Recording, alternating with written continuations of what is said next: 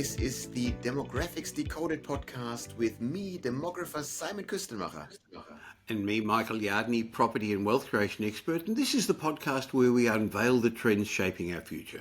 Well, we're into a new year now, 2025, and the world's evolving at a dizzying pace. Social shifts, technological advances, economic challenges, they're rewriting the rules how we live, work and invest. But what can we expect in this coming year? And more importantly, how can we stay ahead of the curve? Now, if you're an investor, an entrepreneur, or simply somebody looking to make sense of the rapid changes around us, this series of 3 episodes that Simon and I are going to do will unpack some actionable insights to help you stay ahead. I want you to come away with some clearer understanding of not just where we're heading, but how we can prepare and thrive in this evolving landscape. So, Simon, I'm really looking forward to our series of chats about trends you see happening in 2025.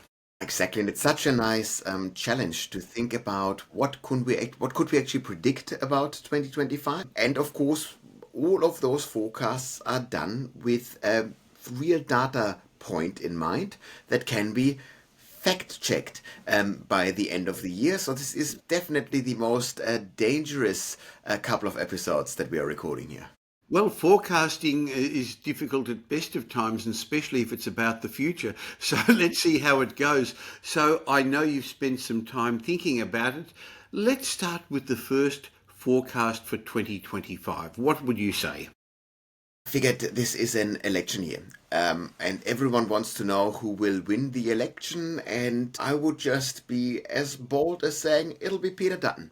The Liberal Party will take over the country. I'm very, very apolitical in my personal opinions, but I think we've seen in 2024 that at most elections around the world, the incumbent parties were just voted out of office. This is the right time for many countries to try a new approach. The idea is simple. We were hammered by cost of living crises. We were just generally unsatisfied. And so you go, might as well see if the other party does things better. Also, of course, current polling says the Liberal Party is a bit more likely, not a big, massive win, but a more likely win. But I have a little ace up my sleeve that makes me very confident about Peter Dutton being the next Prime Minister. Statistically speaking, in the last century or so, since we've been a democracy in Australia, you became Prime Minister on average at age 54. In November 24, Peter Dutton turned 54, so sometimes forecasting can be very, very easy. Okay, well, I'm not going to put any money on that, but I have a sense that you're going to be right. I think the sense is the community, Australia is thinking, have I been better off over the last 4 years under the current party? And the answer is no, most of us haven't been. So you can understand there's some dissatisfaction. But Simon, I think there's also dissatisfaction with both parties. So that may even give you the opportunity to make another forecast for this year. Exactly. The second forecast is a long-term trend that I'm now thinking will be even bigger. So this is my favorite data set, looks back at all federal elections since Federation 1901. And we then count the number of votes that go to third parties. So everyone other than Labour or Liberal. And for example, since the late 80s, when 2% of Australians voted for third parties, this crept up election after election to reach 31.1% at the last federal election in 2022. And my not so bold forecast, I would say, is that this year we will be seeing a higher share of votes, of primary votes, going to third parties. This is one of those data sets that doesn't immediately, jump out, because we do have, of course, a preferential voting system. And all of those, 31.1% of votes for third parties were in some way or form distributed to either the Labour or the Liberal Party. That's the two-party preferred system here. But that'll get bigger. And as this share gets bigger, it will become increasingly more difficult for the party in power, whoever this might actually be, to govern, because you have increasingly to listen to the voices, to the concerns of the third parties. In Australia's case, this is largely the Green Party, that is the biggest third party. And we don't know this just yet, how big the teal vote will be, because we don't know how many teal candidates there will be and so forth. So it's a bit of a Well, the Teals were really an amalgamation of a number of independents, weren't they? Trying to come under one umbrella of a reasonably expensive or generous sponsor. When I first started voting many, many years ago, there weren't many options. There was the DLP, which isn't around anymore, and the National Party combined with the Liberal Party. In many other countries, there are quite a few other options, and now there's a number of independents too, aren't there? Exactly, and we are diversifying ever more. And it's of course interesting that the independents, this new wave of independents, also have some sort of loose umbrella. They do not really a party, they are actually independents, but we'll see this more and more, I guess. And this is a direct result of political conundrum that we had. If you look at where the Teals had their candidates, this was largely in relatively high income areas where, safe liberal seats, so to speak, traditionally speaking, but also with young people. So you had a general liberal seat, but also young people. And the idea is the liberals want a pro-business type environment, and the young people want an environmentally conscious vote. And if you wanted both, there was nothing. Because if you wanted pro-environmental, you had to vote green, but this is very, very far left. So for many voters, the green vote, even though they do care about the environment, is a hard no. And so with the teal independent candidate, you can have both. And I think we'll be seeing more of that. I'd be surprised if there weren't more teal candidates on the ballot sheets. Now, in Australia, our voting system is a compulsory one. I didn't know much about this until years ago when I started studying politics a bit. I just thought that's the way it is. But in fact, that's quite unusual around the world, isn't it? Having compulsory voting. Because overall, the silent majority is more likely to vote for a middle of the road type solution in any situation. They are less likely to vote for extreme left or extreme right fringes. And so it's nice to have a more subtle, it softens the Australian political landscape. And I think that's a good move. It does create more political stability. So overall, I remain a big fan of compulsory voting. I agree with you for a number of reasons. Having said that, though, having multiple parties sometimes means that a party doesn't have the power it would like to get votes through. And we saw that at the end of last year, where the reigning party is very dependent on either independence or another party. Exactly. And when you want to forecast future political developments, I think that's an important thing to keep in mind, that the party in power, whoever they are, they will ever more heavily rely on third parties to push their stuff through. That's not necessarily a bad thing as long as it doesn't lead to blockage in the political system. If the ruling party has to make more compromises with the fringe parties, that is all right. That leads to, hopefully a fairer system overall. So I'm not opposed to it, but it definitely makes it harder to create policies because there are endless cycles of discussion around this, and increasingly the third parties, we've seen this with the Greens last year, can play hard to get. They can block a couple of iterations of any kind of policy, and that then gives them ever more power. So that's difficult. Yeah. So what do you want in your vote? Yeah. If you want you should vote for whoever you want to vote for to begin with, from your party perspective. But yeah, if you want a stable government that can make decisions just by themselves, then vote for one of the major parties. Well, I'm asking you for your predictions this year, but being a political year of an election, I've got a couple of predictions. Two things are going to be in the media a lot, and one's going to be housing affordability, but the other one's going to be migration. Both parties have come up with some policies about that, and we've spoken on previous episodes of the Demographics Decoded podcast about, is migration good, isn't it, why we need it, and what the effects are going to be. By the way, if this is your first time listening to the Demographics Decoded podcast, Simon and I have now got close to 6 months of content in our back issue, so why not take time over this break where a lot of us are having some vacation, a little bit of extra time to watch or listen, so you can either watch this on YouTube or listen on your favourite podcast app. So just stop for a sec, keep coming back though, of course, but stop for a second, subscribe wherever you're watching or listening to this, and then afterwards go back and we did a great series, didn't we, on the, it's easy for me to say, on the various generations, which was very insightful at the end of last year, Simon. Exactly, definitely a crowd's favorite. The idea of, dedicating half an hour or thereabouts to every generation and talk about how they tick. And of course, always remember that these discussions are broad in nature and they don't fit absolutely everyone in a generation. But to see those overarching narratives that span each generation, and as a generation enters into a new life stage, things change massively for the country as a whole. That was good fun.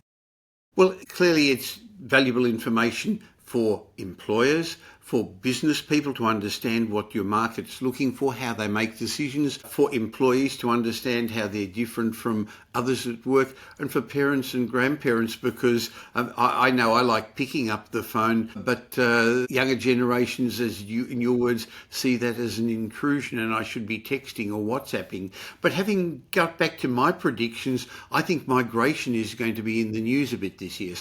Most certainly. So in terms of what will be discussed, migration and housing are always favorites in Australia. It will not be different in 2025. But my particular migration related forecast has to do that we've reached peak migration intake. It's quite easy to be fooled in a sense into the traditional narratives that we've heard in the past. We said in the past 12 months or so, we took in 1.7, 1.8 million net new migrants. And how crazy are we that we do this while we are in the middle of a housing crisis? That is just ludicrous. We mustn't do these type of things. And you go, well, slow down here a bit and let's compare the long-term averages. Because what happened over the last little bit was that we took in an absolute bucket load of international migrants all in one sugar hit, so to speak. Because we didn't allow them into the country during the pandemic. So we took 3 years worth of migrants, 3.5 years worth of migrants into 1.5 years. So that created like this surge of migration. And then sometimes people didn't actually dissect where exactly these migrants came from, what visa categories they belong to, and then created this narrative of this absolute flooding of migration. Overall, if you compare the 14 months of migration intake since the pandemic and with the same amount of time before the pandemic, we took in much, much fewer migrants since the pandemic over this whole time frame on average. We took in 2.4 million migrants in net terms, whereas before that we took in 3.4 million migrants. That's literally a million migrants difference there. And it kind of doesn't show in the data. You can easily create this narrative of this flood of migrants coming in. But just to make it clear, that was over a 14-quarter period. It wasn't all at once. Exactly. No, this was over a 14-quarter period. So this is the whole time since the pandemic, and then you take it and compare it with the same time before the pandemic. And of course, at the start of the pandemic, instead of taking in migrants, as we usually do, we lost migrants. We saw negative migration for the first time in a long time.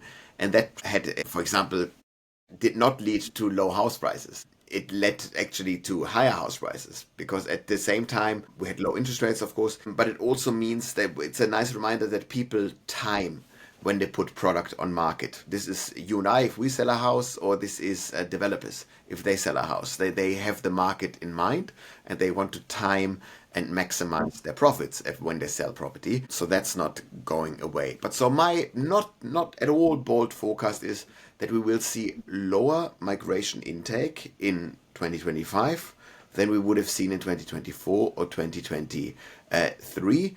That said, that will not lead to low migration intake. That will lead to, roughly speaking, pre-pandemic migration intake. The exact numbers here don't matter all that much.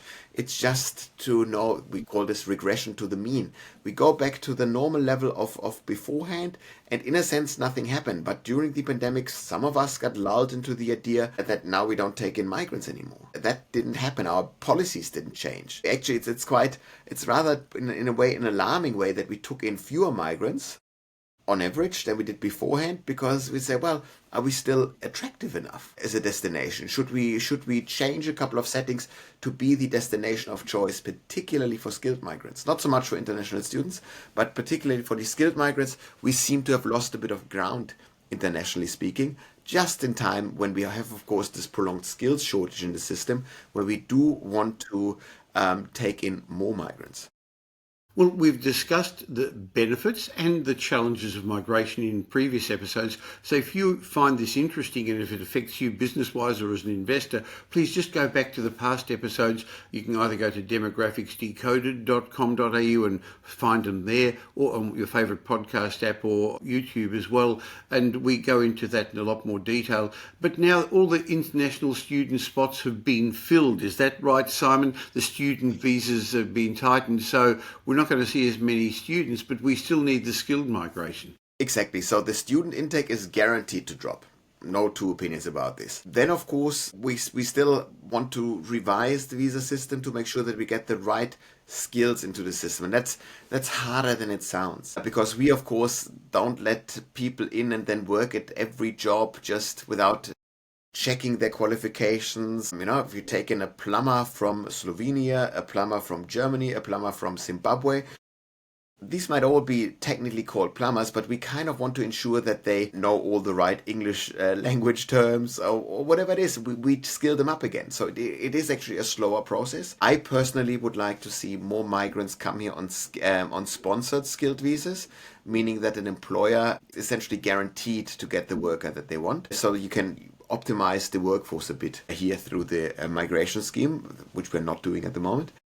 I bet you there's a whole lot of industry bodies that would back your suggestion with that too. Absolutely. This is a very popular narrative in the business community, because at the moment, just the qualification is enough to get in, and we're not linking you to your job. So we're not, yes, let's say we need a barber, and then we take in a couple of barbers, but we're not checking. We have no way of enforcing that those people work as barbers.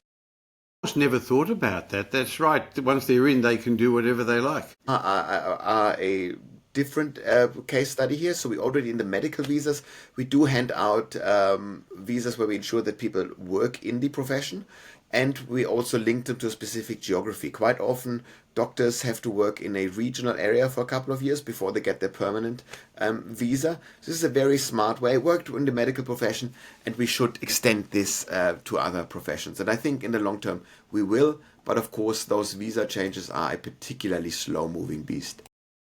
Okay, let's work through your predictions for 2025. What's the next one, please? The next one is also not a bold prediction at all. It says that birth rates, or total fertility rate, to be using the technical term, will continue to fall. In 2024, we saw the data for 2023, and that saw us record the lowest birth rate in Australian history, 1.5 kids per woman.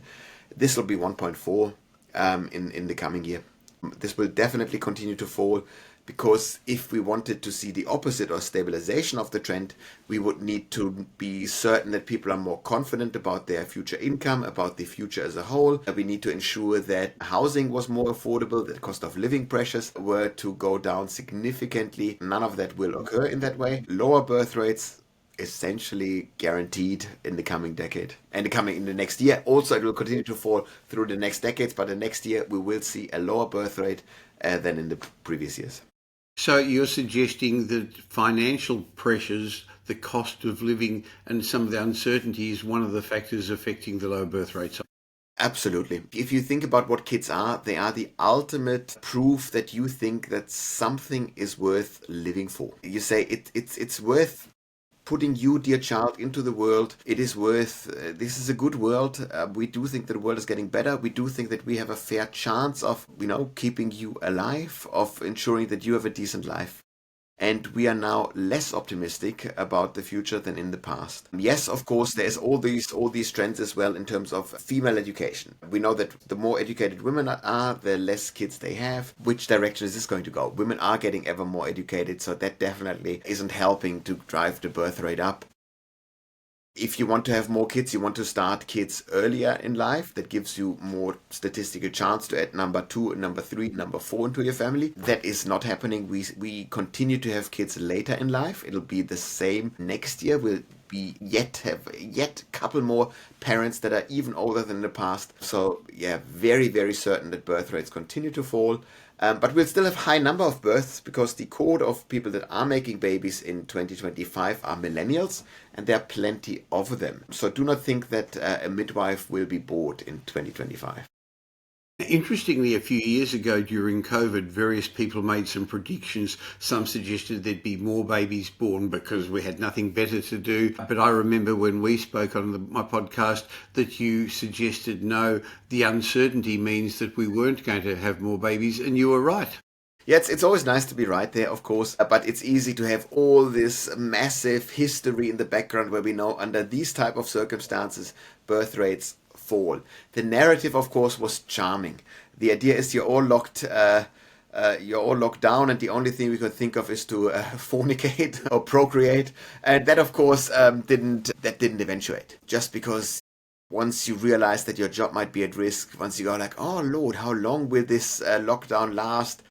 That's not a situation where you think about adding heaps more kids. Another comment that I think is going to happen during the election year is unemployment's going to be in the news. The employment rate, the participation rate, the number of jobs created over the last couple of years, despite high interest rates, despite the Reserve Bank trying to slow the economy, have actually surprised most economists. We've created lots more jobs than the Reserve Bank would like. The Reserve Bank was wanting unemployment to creep up a bit to stifle wages growth, to stop the wage price spiral. Well, that hasn't really happened, but unemployment has remained, well, almost at historic lows. Yeah, and despite having the interest rate elevated now for quite a time, the historical development of the higher unemployment rate did not eventuate. And sometimes people are a bit surprised by this.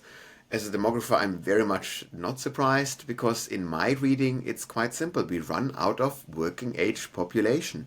So there are fewer people around that could end up unemployed. And because there is still stuff to do, most people that want a job can find a job, and so we therefore have low unemployment. That's simply the result of we retire bit by bit the big baby boomer cohort.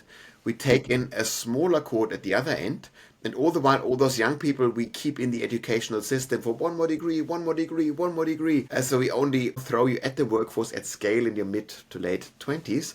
Of course, we're running out of workers. Hey, and as if this wasn't enough, remember that for another 12 years, millennials, the biggest cohort, continues to make babies. That means they go on parental leave. That means while they're not unemployed technically, but they are out of the workforce.